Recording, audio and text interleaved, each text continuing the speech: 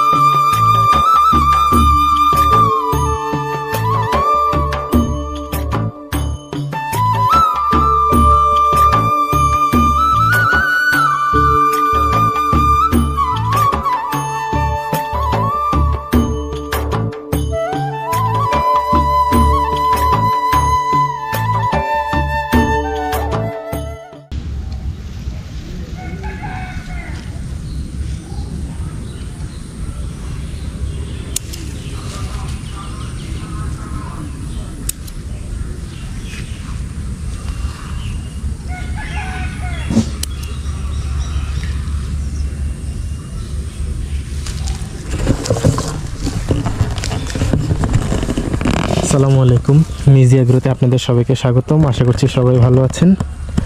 আমিও আলহামদুলিল্লাহ ভালো আছি। তো দেখতেই পাচ্ছেন কুমড়োর বাগানে চলে এলাম কুমড়োতে 1G কাটিং করার জন্য। এইভাবেই পর্যায়ক্রমে 1G 2G তারপর 3G কাটিং করে দেব, যাতে করে কুমড়ো গাছে তাড়াতাড়ি ফলন আসে।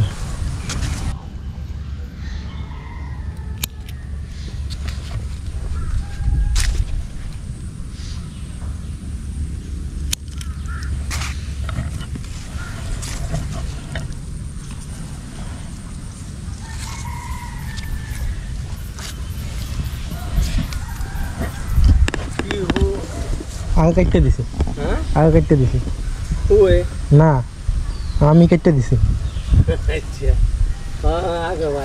ঠিক আছে না? ঠিক আছে, আগে মারি। এটি কুমড়া গাছ না? হ্যাঁ হ্যাঁ, কুমড়া গাছি।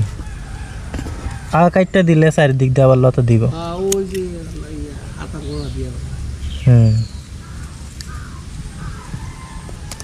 এমনি লতা বাইরে কারো কারো বাইরে হাতা দিয়ে আগা দিয়ে এমনি বাইরে তবে কাটতে দিলে ভালো তো। আর দিছি দিছি দিছি, যা আস্তে আস্তে একসাথে রাখি।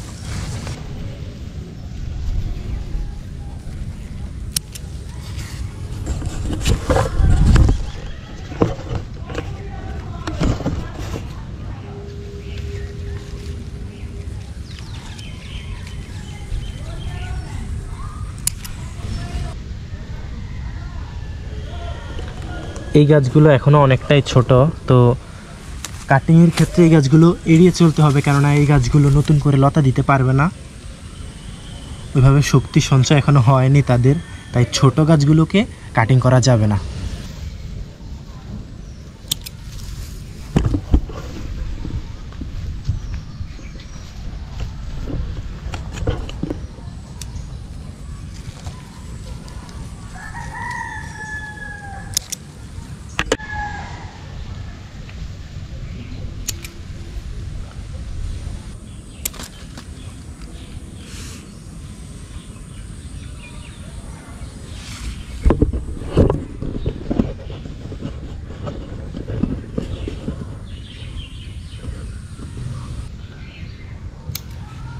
কাটার সময় খেয়াল রাখতে হবে যাতে করে বেশি কাটা না যায়, কেননা বেশি কাটা গেলে উদ্ভিদের ক্ষতি সাধন হবে।